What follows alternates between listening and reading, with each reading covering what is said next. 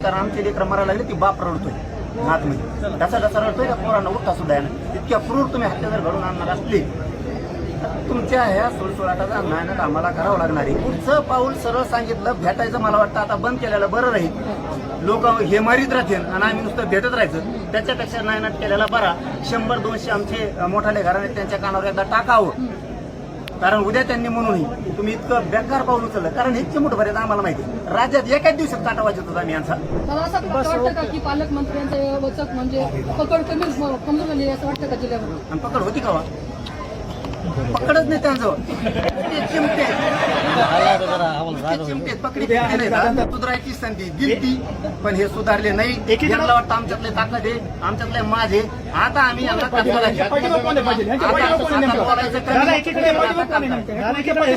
सांगितलं तुम्हाला आता बोलायचं कमी असं वाटतं आता करायचं जास्त. मला असं वाटतं का की पालकमंत्र्यांचं वचक म्हणजे पकड कमी कमजोर झाली असं वाटतं का जिल्ह्यावर? आणि पकड होती का पकडच नाही त्यांचं ते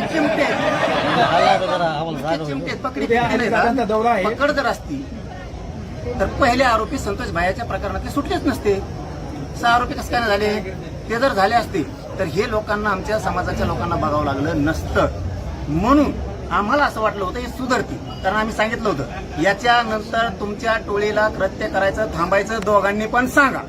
मला वाटतं बहुतेक सांगितलं नाही त्यांनी मोकाट सोडले असा अंदाज दिसतोय.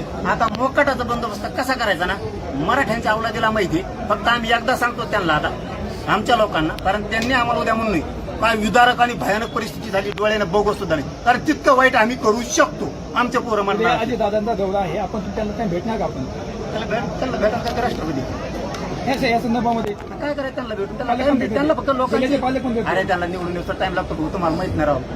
त्यांना फक्त मराठी निवडून येऊस लागतं. एकदा अंगावर गुलाब पडला कोपराने लोटली ही त्यांची सिस्टम. आम्ही ते घडलं त्या दिवशी त्यांच्या लोकांना फोन केला होता पण त्यांना वेळ नाहीये गोरगरीब मराठ्यांचं काम करायला.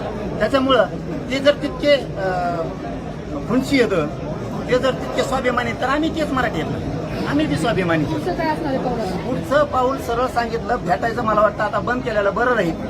लोक हे मारीत राहतील आणि आम्ही नुसतं भेटत राहायचं त्याच्यापेक्षा नायनाट केलेला बरा. 100-200 आमचे मोठाले घराणे त्यांच्या कानावर एकदा टाकावं. कारण उद्या त्यांनी म्हणूनही तुम्ही इतकं बेकार पाऊल उचललं. कारण हे चिमूट भरेत आम्हाला माहिती आहे राज्यात एकाच दिवसात काटा वाजत होता आम्ही यांचा. यांना थांबायचं स्वतःला संधी दिलती हे सुधारले नाहीत. ह्या पावलाशिवाय पर्याय नाही. त्यांच्या दोन्ही लोकांना मी सांगितलं होतं की दोघंही तुमच्या लोकांना समजून सांगा असे कृत्य करू नका. पण बहुतेक त्यांनी मोकाट सोडलेत. याचा अर्थ संपून घ्यायचं दिसतंय. आम्ही पण काही जण संपवायला तयार आहेत. त्याला नाविलाज आमचा. हे टोकाचे शब्द मी कधी वापरत नाही पण मला जाणीवपूर्वक वापरावं लागतं. कारण आमचे लेकर मारायला लागले ती बाप रडतोय आतमध्ये त्याचा रडतोय का पोरांना उठता सुद्धा आहे.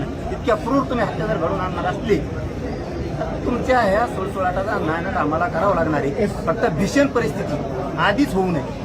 भयावह खूपच विदारक परिस्थिती झाली व डोळ्याने बघू सुद्धा नाही असं आमच्या काही लोकांना वाटू नये म्हणून त्यांच्या कानावर आम्हाला टाकणं एकदा गरजेचं आहे मला वाटलं. म्हणून बीड जिल्ह्यातल्या मला बीड जिल्ह्यातल्या आमच्या प्रमुखाला एकदा सांगून द्या. सांगायचं नव्हतं पण ते उद्या त्याला काय असतं त्यांना लेख आहे आपला असं वाटलं पाहिजे म्हणून त्यांच्या कानावर टाकणं गरजेचं आहे.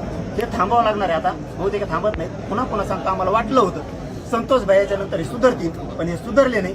होऊन जाऊ द्या आता होऊन जाणार आहे. आता फक्त मला एकदा आमच्या प्रतिष्ठित लोकांना सांगू द्या आणि बघूच राज्यात किती येतं तुमची टोळी केवढी घे आणि किती घे. एकाच दिवसात काटा वाजतो त्यानेच बघायचं. अधिकारीच नेमायची वेळ आली का? सकाळी खासदार भेटून गेले खासदारांनी अशी प्रतिक्रिया दिली की पळी एक एसपी लेवलचा वेगळा अधिकारी पळीसाठी असतो.